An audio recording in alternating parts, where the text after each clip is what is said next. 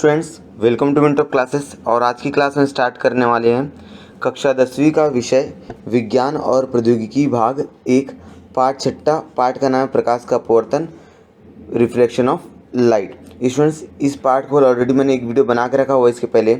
यदि आप लोग ने उस वीडियो को नहीं देखा तो प्लीज़ उस वीडियो को देख लीजिएगा ताकि आपको समझ में आ जाए कि प्रकाश का अपवर्तन किसे कहते हैं। उस वीडियो के अंदर मैंने प्रकाश के अपवर्तन का बेसिक जानकारी आपको दिया हुआ है। अगर नहीं देखो तो इस वीडियो डिस्क्रिप्शन की लिंक मिल जाएगी, या तो आप प्लेलिस्ट में जाकर उन वीडियोज़ को देख सकते हो। तो स्टूडेंट्स, आज का जो हमारा टॉपिक है, आज हम लोग सीखने वाले हैं अपवर्तन के नियम, लॉ ऑफ रिफ्रैक्शन, और साथ ही साथ समझेंगे कि अपवर्तनांक किसे कहा जाता है।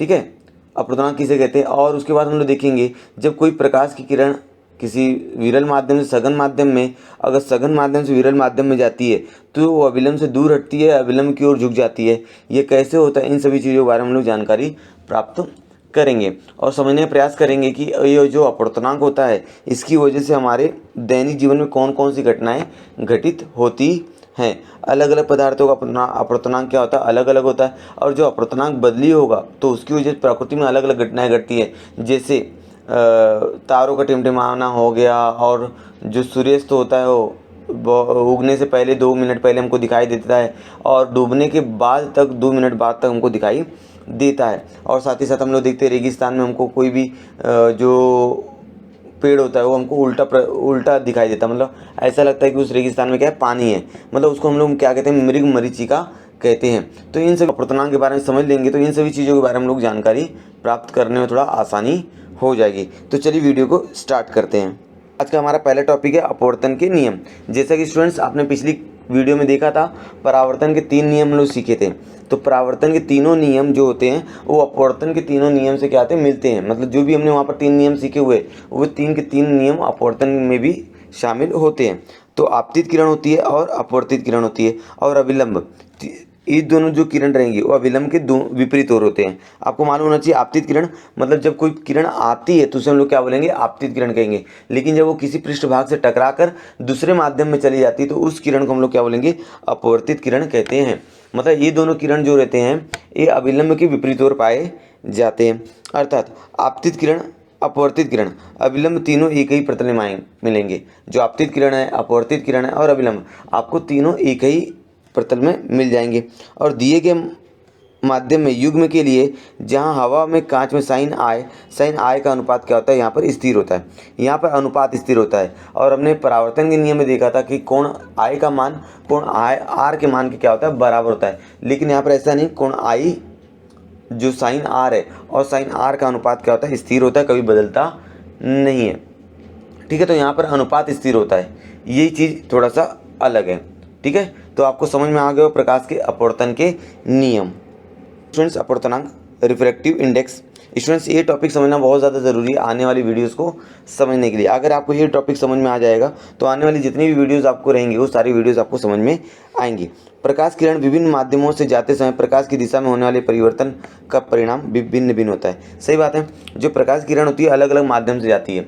ठीक है ना, उसको सूर्य से पृथ्वी पर आने के लिए अलग अलग माध्यमों में सफ़र करना पड़ता है, और जिसकी वजह से उनका परिवर्तन का परिणाम भी क्या होगा, अलग अलग होगा। माध्यम बदली होगा तो माध्यम बदली होने की वजह से प्रकाश का जो अपवर्तनांक होता है वो भी क्या होता है, बदली हो जाता है। वह माध्यम के अपवर्तनांक से संबंधित होता है। विभिन्न माध्यमों के लिए एक ही माध्यम के लिए विभिन्न रंगों की प्रकाश किरणों के लिए भी अपवर्तनांक क्या होता है, भिन्न भिन्न होता है। अलग अलग माध्यमों के लिए, अलग अलग प्रकाश के किरणों के लिए, अलग अलग प्रकाश के रंगों के लिए जो अपवर्तनांक होता है, अपवर्तनांक सबका क्या होता है, अलग अलग होता है। जैसे लाल कलर का अपवर्तनांक अलग रहेगा, नीले कलर का अपवर्तनांक अलग रहेगा, ठीक है ना, बैंगनी कलर का अपवर्तनांक अलग रहेगा, पीले कलर का अपवर्तनांक अलग रहेगा।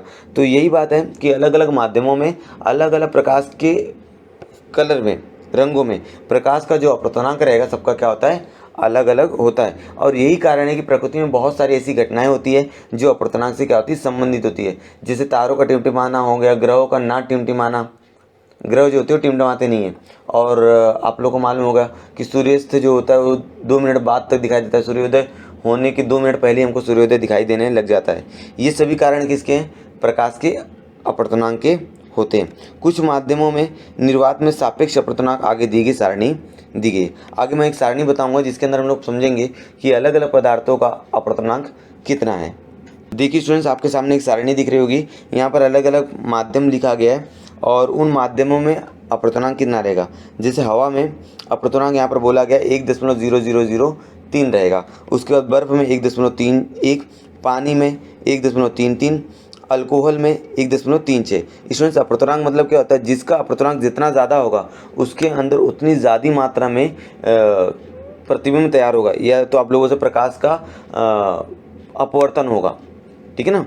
जैसे हवा में प्रकाश का अपवर्तनांक सबसे कम होता है, लेकिन हीरे में प्रकाश का अपवर्तनांक ज़्यादा होता है, और यही अपवर्तनांक ज़्यादा होने की वजह से हीरा विश्व का सबसे चमकदार पदार्थ होता है। जिसकी अपवर्तनांक जितना ज़्यादा रहेगा उतना ज़्यादा चमकदार दिखाई देगा। यहाँ पर हवा में प्रकाश का अपवर्तनांक सबसे कम होता है, इसलिए यहाँ पर हमको ज़्यादा चमक नहीं दिखाई देगा। लेकिन हीरे में प्रकाश का अपवर्तनांक सबसे ज़्यादा होता है, इसलिए विश्व का सबसे चमकदार पदार्थ किसे कहा जाता है? हीरा कहा जाता है। यहाँ पर आप लोग अलग अलग पदार्थों को देख सकते हो, उनके अपवर्तनांक यहाँ पर लिखे गए हैं। ठीक है। निर्वात के सापेक्ष किसी माध्यम के अपवर्तनांक को निरपेक्ष अपवर्तनांक किसे कहते हैं? निर्वात के सापेक्ष किसी पदार्थ का, निर्वात के सापेक्ष किसी माध्यम के अपवर्तनांक को हम लोग क्या बोलेंगे? निरपेक्ष अपवर्तनांक कहते हैं। मतलब जब भी किसी अपवर्तनांक को हम लोग निर्वात के सापेक्ष तुलना करते हैं, मतलब उस अपवर्तनांक की तुलना निर्वात के अपवर्तनांक के साथ करते हैं, तब हम लोग बोल सकते हैं कि उसे हम लोग क्या बोलेंगे? निरपेक्ष अपवर्तनांक कहते हैं। अब यहाँ पर देख सकते हो आकृति नंबर 6.3 दिया गया है। यहाँ पर दर्शानुसार माध्यम 1 में प्रकाश का वेग v1 रहेगा, माध्यम 1 में प्रकाश का वेग क्या रहेगा? v1 रहेगा, और माध्यम 2 में प्रकाश का वेग क्या रहेगा? v2 रहेगा। क्योंकि यहाँ माध्यम 1 जो है वो हवा है, माध्यम 2 जो है ठोस है, तो माध्यम 2 में प्रकाश का वेग v2 रहेगा। पहले माध्यम में से प्रकाश का वेग दूसरे माध्यम में प्रकाश के वेग के अनुपात को पहले माध्यम के सापेक्ष दूसरे माध्यम का अपवर्तनांक कहते हैं। पहले माध्यम का जो वेग रहेगा वो दूसरे माध्यम के सापेक्ष पहले माध्यम के सापेक्ष दूसरे माध्यम का अपवर्तनांक हम लोग कहेंगे। बराबर है। पहले माध्यम में प्रकाश का वेग दूसरे माध्यम के प्रकाश के वेग के अनुपात को, मतलब v1/v2, तो हम लोग क्या बोलें? पहले माध्यम प्रकाश का वेग दूसरे माध्यम के प्रकाश के वेग के अनुपात को पहले माध्यम के सापेक्ष दूसरे माध्यम का अपवर्तनांक कहते हैं। ठीक है यहाँ तक। तो इसे हम लोग क्या बोलेंगे? पहले माध्यम के सापेक्ष दूसरे, पहले माध्यम मतलब 1 यहाँ पर आएगा, 2 यहाँ पर आएगा, इसको याद रखिएगा, v1/v2। अब यहाँ पर इसी प्रकार दूसरे माध्यम के सापेक्ष पहले माध्यम का अपवर्तनांक क्या हो जाएगा? 2 यहाँ पर, 1 यहाँ पर, तो v2/v1।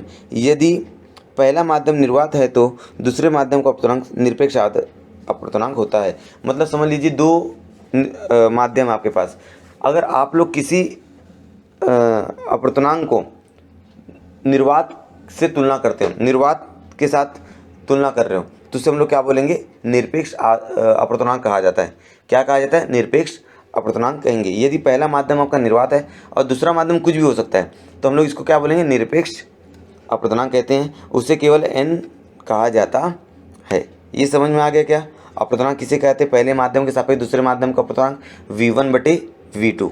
ठीक है। जब प्रकाश किरण किसी एक माध्यम में से दूसरे माध्यम में जाएगी, मान लेते हैं प्रकाश किरण पहले माध्यम मतलब v1, दूसरे माध्यम प्रकाश का वेग v2, तो यहाँ पर हम लोग क्या बोलेंगे? पहले माध्यम के सापेक्ष दूसरे माध्यम का अपवर्तनांक बोलेंगे। ये उल्टा, जब प्रकाश की किरण ठोस माध्यम में से विरल माध्यम में आएगी, तो हम लोग क्या बोलेंगे? दूसरे माध्यम के सापेक्ष पहले माध्यम का अपवर्तनांक, जिसके अंदर v2/v1 फॉर्मूला हो जाएगा। ये समझा आप लोग को स्टूडेंट्स? चलिए अब आगे देखते हैं। स्टूडेंट्स, अगला टॉपिक हम समझ लेते हैं। जब भी कोई किरण विरल माध्यम से सघन माध्यम में जाती है या तो सघन माध्यम में से विरल माध्यम में आती है, तो उसके मार्ग में कुछ तो विचलन होता है। वो विचलन किस प्रकार होता है, कैसे होता है? अविलंब से कौन सी किरण दूर जाएंगी, कौन सी किरण करीब नज़दीक आएंगी।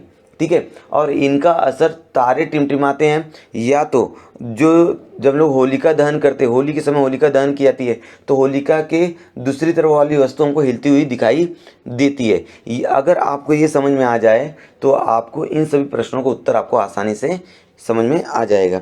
जब कोई प्रकाश किरण विरल माध्यम में से सघन माध्यम में आती है तो अविलंब की ओर क्या होती है? झुक जाती है। आप लोग देख रहे होंगे अविलंब की ओर क्या हो रही है? झुक जा रही है। ये चीज़ याद रखिएगा।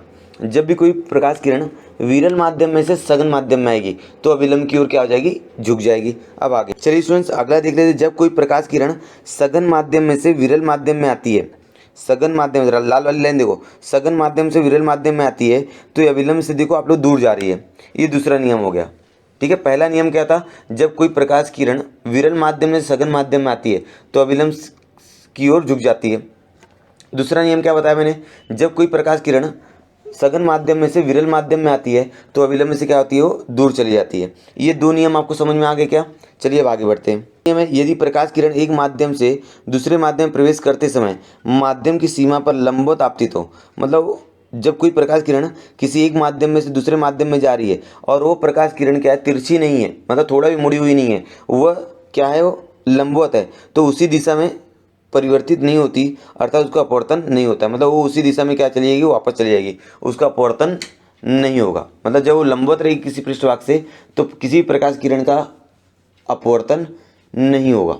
ठीक है, चलिए अब आगे देखते हैं। चलिए स्टूडेंट्स, आज के वीडियो लेक्चर में इतना ही। आज के वीडियो लेक्चर में समझा कि प्रकाश के अपवर्तन के नियम क्या होते हैं, प्रकाश का अपवर्तनांक किसे कहते हैं, और साथ ही साथ ये भी समझा कि जब भी कोई प्रकाश किरण किसी एक माध्यम से दूसरे माध्यम में जाती है तो अविलंब की ओर कब झुकेगी या अविलंब से दूर कब जाएगी, या तो उसका अपवर्तन नहीं होगा, कब उसका अपवर्तन नहीं होगा। इन सभी चीज़ों को समझने का प्रयास किया है और साथ ही साथ समझा कि अपवर्तनांक किसे कहा जाता है।